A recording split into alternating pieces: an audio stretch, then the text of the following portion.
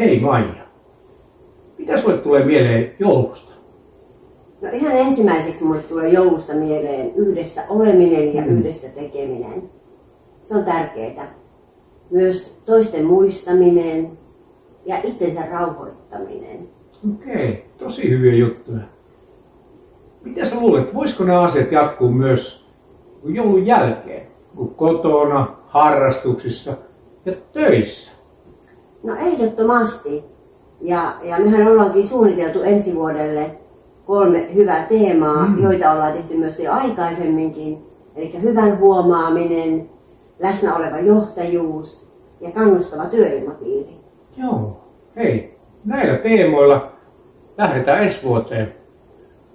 Ja me saadaan vielä soittaa ennen sitä teille. Oikein hyvää loppuvuotta teille kaikille. Tavataan ensi vuoden alussa.